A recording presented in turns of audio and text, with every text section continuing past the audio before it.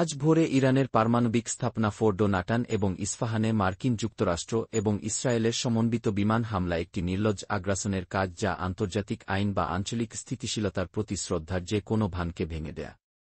রাষ্ট্রপতি Donald Trump টেলিভিশনে দেওয়া ভাষণে বলেছেন যে এই হামলাগুলি ইরানের পারমাণবিক কর্মসূচিকে সম্পূর্ণরূপে ধ্বংস করে দিয়েছে। নাটান এবং ইস্পাহানের জন্য ইরানি শাসনের ৩টি গুরুত্বপূর্ণ পারমাণবিক স্থাপনায় বিশাল নির্ভুল হামলা চালিয়েছে। বছরের পর বছর ধরে এই নামগুলি শুনে আসছেন সবাই। যখন তারা এই ভয়াবহ ধ্বংসাত্মক উদ্যোগটি তৈরি করেছিল, তখন আমাদের লক্ষ্য ছিল ইরানের পারমাণবিক সমৃদ্ধকরণ ক্ষমতা ধ্বংস করা এবং আজ রাতে বিশ্বের ১ নম্বর রাষ্ট্রীয় সন্ত্রাসের পৃষ্ঠপোষক দ্বারা সৃষ্ট পারমাণবিক হুমকি বন্ধ করা। আমি বিশ্বকে জানাতে পারি যে এই হামলাগুলি একটি অসাধারণ সামরিক সাফল্য ছিল। ইরানের গুরুত্বপূর্ণ পারমাণবিক সমৃদ্ধকরণ স্থাপনাগুলি সম্পূর্ণরূপে ধ্বংস করা হয়েছে। ইরান মধ্যপ্রাচ্যের ধর্ষকদের এখন শান্তি স্থাপন করতে হবে। যদি তারা তা না করে, ভবিষ্যতের আক্রমণগুলি অনেক বড় এবং অনেক সহজ হবে।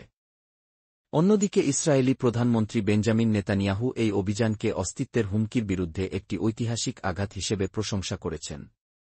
অভিনন্দন রাষ্ট্রপতি ট্রাম্প। মার্কিন যুক্তরাষ্ট্রের অসাধারণ এবং ন্যায়নিষ্ঠ শক্তি দিয়ে ইরানের পারমাণবিক স্থাপনাগুলিকে লক্ষ্য করে লক্ষ্যবস্তু করার আপনার সাহসী সিদ্ধান্ত অপারেশন রাইজিং লাইনে ইতিহাস বদলে দেবে। ইসরায়েল সত্যি আশ্চর্যজনক কাজ করেছে, কিন্তু আজ রাতের ইরানের পারমাণবিক স্থাপনাগুলির বিরুদ্ধে পদক্ষেপে আমেরিকা সত্যি অতুলনীয়। এটি এমন কিছু করেছে যা পৃথিবীর অন্য কোনো দেশ করতে পারেনি, কিন্তু এই বিজয়ী বাগাড়ম্বরপূর্ণ বাজি একটি ভয়াবহ বাস্তবতাকে ঢেকে দেয়। আক্রমণগুলি একটি বেপরোয়া জুয়া যা ইরানের সার্বভৌমত্ব লঙ্ঘন করে ইতিমধ্যেই অস্থিতিশীল অঞ্চলকে উস্কে দেয় এবং বিশ্বকে একটি বৃহত্তর সংঘাতে নিমজ্জিত করার ঝুঁকি তৈরি করে। ইরানের পারমাণবিক উচ্চাকাঙ্ক্ষাকে নিরপেক্ষ করার চেয়েও ধ্বংসাত্মক পরিণতি। এই অভিযান ত্রাণের দৃঢ় সংকল্পকে আরও দৃঢ় করে তুলবে, বিশ্বব্যাপী মিত্রদের বিচ্ছিন্ন করবে এবং মার্কিন যুক্তরাষ্ট্র ও ইসরায়েলের সাম্রাজ্যবাদী এজেন্ডাকে উন্মোচিত করবে। যেকোনো মূল্যে মধ্যপ্রাচ্যে আধিপত্য বিস্তারের জন্য এটি একটি নিরলস অভিযান। বিদেশি বক্তৃতা আসুন আক্রমণের তথ্য দিয়ে শুরু করি। মার্কিন যুক্তরাষ্ট্র ফোর্ডোর গভীরে সমাহিত ইউরেনিয়াম সমৃদ্ধকরণ স্থাপনা লক্ষ্য করার জন্য ৩,০০,০০০ পাউন্ড গেবি ৫-৭ বিশাল অর্ডিন্যান্স পেনিট্রেটর বাংকার বাস্টার বোমা দিয়ে সজ্জিত ২ স্টিলথ বোমারু বিমান মোতায়েন করেছিল। ৪০০ মিটার দূরে সাবমেরিন থেকে ৩০টি টমাহক ক্ষেপণাস্ত্র নিক্ষেপ করা হয়েছিল। নাটানের সমৃদ্ধকরণ প্ল্যান্ট এবং ইস্পাহানের সেন্ট্রিফিউজ ওয়ার্কশপগুলিতে আঘাত করেছিল। ইসরায়েল, যেটি ৩ জুন তার অভিযান শুরু করেছিল, ইতিমধ্যেই এই স্থানগুলিকে ক্ষতিগ্রস্ত করেছে, ৩ জন সিনিয়র ইরানি কমান্ডারকে হত্যা করেছে এবং বিমান প্রতিরক্ষা এবং ক্ষেপণাস্ত্র অবকাঠামো লক্ষ্য করে। এটি ডোনাল্ড ট্রাম্পের একটি বিবৃতি। উদ্ধৃতি: আমরা ইরানের ৩টি পারমাণবিক স্থাপনায় আমাদের অত্যন্ত সফল আক্রমণ সম্পন্ন করেছি। ইত্যাদি।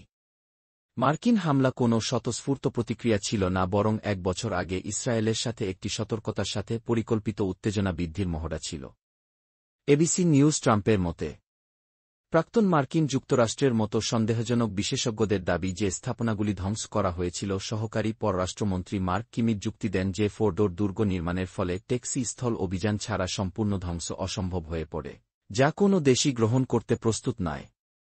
ইরানের পারমাণবিক শক্তি সংস্থা আক্রমণগুলিকে বর্বর বলে উড়িয়ে দিয়েছে, কিন্তু তার পারমাণবিক কর্মসূচি চালিয়ে যাওয়ার প্রতিশ্রুতি দিয়েছে। এই সামরিক পদ্ধতির অসারতা তুলে ধরে এই অভিযানের আইনি ও নৈতিক দেউলিয়াত্ব অনস্বীকার্য। ইরানের পারমাণবিক স্থাপনাগুলি আইএর তত্ত্বাবধানে রয়েছে এবং আওয়াজ হেভি ওয়াটার রিসার্চ রিঅ্যাক্টরের মতো সুরক্ষিত স্থানে হামলা জাতিসংঘের নিরাপত্তা পরিষদের রেজলিউশন 2231 এবং 2015 সালের যৌথ ব্যাপক কর্মপরিকল্পনা জিকপোয়ের লঙ্ঘন। জিকপোয়ের মাধ্যমে আপনি কেবল এই খবরটিই শুনছেন না, দ্বিতীয় উদ্বেগজনক খবর যা আপনারা সকলেই শুনেছেন, বরং এটি এতটাই অসাংবিধানিক যে আপনারা সকলেই জানেন যে এই দেশকে যুদ্ধে নিয়ে যেতে পারে এমন একমাত্র সত্তা হল মার্কিন কংগ্রেস। রাষ্ট্রপতির জাতিসংঘে ইরানের মিশনের অধিকার নেই। ইসরায়েলের পূর্ববর্তী আক্রমণগুলিকে যুদ্ধাপরাধ হিসেবে চিহ্নিত করা হয়েছে এবং একে তাদের নিন্দা করতে ব্যর্থ হওয়ার জন্য জড়িত থাকার অভিযোগ করা হয়েছে, যা এখন মার্কিন যুক্তরাষ্ট্র দ্বারা আরও জোরদার করা হয়েছে। জাতিসংঘের সন্দেহ আত্মরক্ষা বা নিরাপত্তা পরিষদের অনুমোদন ছাড়া সার্বভৌম জাতির বিরুদ্ধে সামরিক পদক্ষেপ নিষিদ্ধ, যার কোনোটিই এখানে প্রযোজ্য নয়। ইরান মার্কিন যুক্তরাষ্ট্র বা ইসরায়েলকে আক্রমণ করেনি। ইসরায়েলি লক্ষ্যবস্তুতে ক্ষেপণাস্ত্র হামলা ছিল ইসরায়েলের বিনা উস্কানিতে অভিযানের প্রতিশোধমূলক প্রতিক্রিয়া। আক্রমণে যোগ দিয়ে আমেরিকা 2003 সালের বিপর্যয়কর ইরাক আক্রমণের প্রতিধ্বনি করে অযাচাইকৃত হুমকির উপর ভিত্তি করে পূর্বনির্ধারিত হামলার একটি বিপজ্জনক নজিরকে সমর্থন করে। মহাসচিব আন্তোনিও গুটিরেজ মার্কিন অভিযানকে আন্তর্জাতিক শান্তি ও নিরাপত্তার জন্য সরাসরি হুমকি বলে অভিহিত করেছেন। এই অঞ্চল ও বিশ্বের বেসামরিক নাগরিকদের জন্য বিপর্যয়কর পরিণতির সতর্কতা। মানবিক সংখ্যা বিস্ময়কর এবং ইচ্ছাকৃতভাবে পশ্চিমা মিডিয়া দ্বারা অবমূল্যায়ন করা হয়েছে।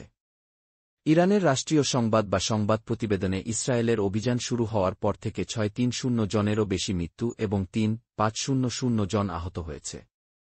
মার্কিন হামলার সাথে হত্যাকাণ্ডের যোগসূত্র ইরানিদের সোশ্যাল মিডিয়া পোস্টগুলি প্রকাশ করে যে সন্ত্রাস গ্রাস করছে বেসামরিক পরিবারগুলি ত্রাণ থেকে পালিয়ে আসছে উপচে পড়া আশ্রয়কেন্দ্র এবং ফোর্ডাউ থেকে তেজস্ক্রিয় দূষণের ভয় যেখানে অত্যন্ত সমৃদ্ধ ইউরেনিয়াম সংরক্ষণ করা হয়।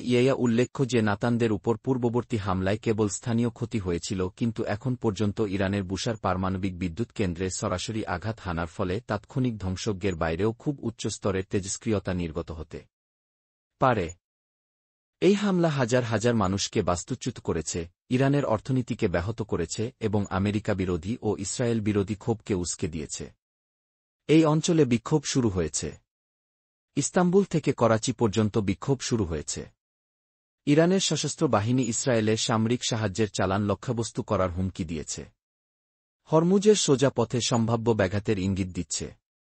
বিশ্বব্যাপী তেলের 2.0 এর জন্য একটি শ্বাসরোধ বিন্দু। এখানে কৌশলগত ভুল ধারণা গভীর। ইসরায়েল এবং মার্কিন যুক্তরাষ্ট্র দাবি করছে যে তাদের লক্ষ্য ইরানের পারমাণবিক কর্মসূচি নির্মূল করা, কিন্তু ইতিহাস অন্যথা বলে মনে করে।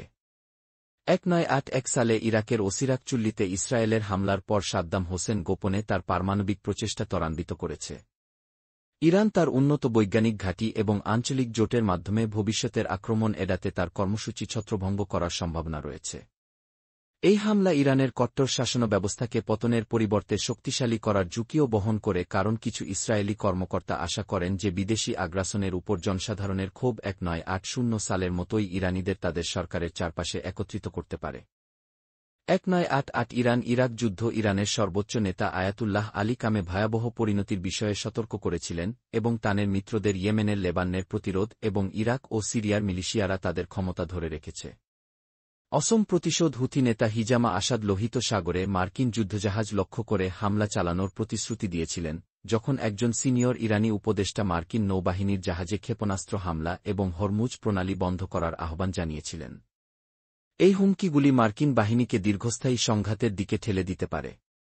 ট্রাম্পের প্রচারণার প্রতিশ্রুতিকে ব্যাহত করে ব্যয়বহুল বিদেশি যুদ্ধ এড়াতে মার্কিন যুক্তরাষ্ট্রের ভণ্ডামি এবং ইসরায়েলের বর্ণনা উভয় দেশকে আচ্ছন্ন করছে। ইরানকে অঞ্চলটিকে অস্থিতিশীল করার জন্য অভিযুক্ত করছে, তবুও ইসরায়েল 800 ওয়ারহেডের একটি অঘোষিত পারমাণবিক অস্ত্রাগার বজায় রেখেছে, আন্তর্জাতিক নিন্দার মুখোমুখি হচ্ছে। 2018 সালে জেসিপিওএ থেকে প্রত্যাহার করে নেওয়া মার্কিন যুক্তরাষ্ট্র পুনরায় নিষেধাজ্ঞা আরোপ করে, যা ইরানকে ইউরেনিয়াম সমৃদ্ধকরণ পুনরায় শুরু করতে বাধ্য করে এবং তারপর কূটনীতির পতনের জন্য ত্রাণকে দায়ী করে। ট্রাম্পের প্রশাসন ইরানের আলোচনার ইচ্ছাকে উপেক্ষা করেছে, কারণ পররাষ্ট্রমন্ত্রী আব্বাসারি আলোচনা প্রত্যাখ্যান করেছেন, উল্লেখ করেছেন যে ইসরায়েলি বোমাবর্ষণের সময় মার্কিন যুক্তরাষ্ট্র ব্যাক চ্যানেলের মাধ্যমে ইরানের সাথে যোগাযোগ করে দাবি করে যে হামলাগুলি নিয়ন্ত্রণে ছিল এবং শাসন পরিবর্তনের লক্ষ্যে ছিল না। তবে ইরানের অবকাঠামো ধ্বংসস্তূপে পড়ে থাকা অবস্থায় এই ধরনের আশ্বাসগুলি ফাঁকা হয়ে যায়। রাশিয়া এবং চীন হামলার নিন্দা করেছে, যখন মিশর এবং তুরস্কের মতো মিত্ররা রাষ্ট্রপতি আবদেল ফাতা এল-সিসির প্রত্যাখ্যানের সাথে শঙ্কা প্রকাশ করেছেন। ইসরায়েলের প্রচারণা এবং তুরস্কের নেতা নেতানিয়াহুকে শান্তির পথে সবচেয়ে বড় বাধা বলে অভিহিত করেছেন এবং স্টিভ ব্যানন এবং প্রতিনিধি মার্জগেরি টেলর গ্রিনের মতো মেগা ব্যক্তিত্বরা হস্তক্ষেপের প্রশ্নে প্রশ্ন তোলা হচ্ছে, বিস্তৃত ফলাফল শীতল হচ্ছে। এই হামলা বিশ্বব্যাপী জোট ভেঙে দিয়েছে, প্রতিপক্ষদের সাহস জুগিয়েছে এবং মধ্যপ্রাচ্যকে একটি সংঘাতের দিকে ঠেলে দিয়েছে। ইরানের সম্ভাব্য প্রতিশোধ কেউ নিয়ন্ত্রণ করতে পারে না, প্রক্সির মাধ্যমে হোক বা সরাসরি হামলার মাধ্যমে। ইরাকে মার্কিন ঘাঁটি লক্ষ্য করতে পারে। সিরিয়া বা উপসাগর, যেখানে 4-5-0-0 আমেরিকান সেনা মোতায়েন রয়েছে। হরমুজ প্রণালীতে বিঘ্ন ঘটতে পারে, তেলের দাম বাড়তে পারে, যা বিশ্বব্যাপী অর্থনৈতিক সংকটের সূত্রপাত করতে পারে। প্রচারণা পারমাণবিক অস্ত্র বিস্তার রোধ ব্যবস্থাকেও দুর্বল করেছে। কূটনৈতিকভাবে অনুরূপ আক্রমণ প্রতিরোধ করার জন্য গোপন কর্মসূচি অনুসরণ করতে অন্যান্য দেশগুলিকে উৎসাহিত করছে। মার্কিন যুক্তরাষ্ট্র এবং ইসরায়েল বিচ্ছিন্নতার মুখোমুখি হচ্ছে, বিশ্বব্যাপী দক্ষিণ পশ্চিমা আধিপত্যের বিরুদ্ধে ক্রমবর্ধমানভাবে সারিবদ্ধ হচ্ছে। সিতে পোস্টগুলি জনসাধারণের ক্ষোভকে প্রতিফলিত করে, ব্যবহারকারীরা যুক্তি দেন যে তারা শান্তি প্রতিষ্ঠার পরিবর্তে ইরানের পাল্টা হামলার নিশ্চয়তা দিয়েছে। এই প্রচারণা নিরাপত্তার বিষয়ে নয়, এটি ক্ষমতার বিষয়ে। মার্কিন যুক্তরাষ্ট্র এবং ইসরায়েল এমন একটি আঞ্চলিক প্রতিদ্বন্দ্বীকে চূর্ণ করতে চায় যারা খরচ নির্বিশেষে তাদের আধিপত্যকে চ্যালেঞ্জ করার সাহস করে, কিন্তু ইরান, ইরাক বা লিবিয়া নয়। এটি একটি স্থিতিশীল জাতি যার একটি অত্যাধুনিক সামরিক বাহিনী এবং জোটের জাল রয়েছে।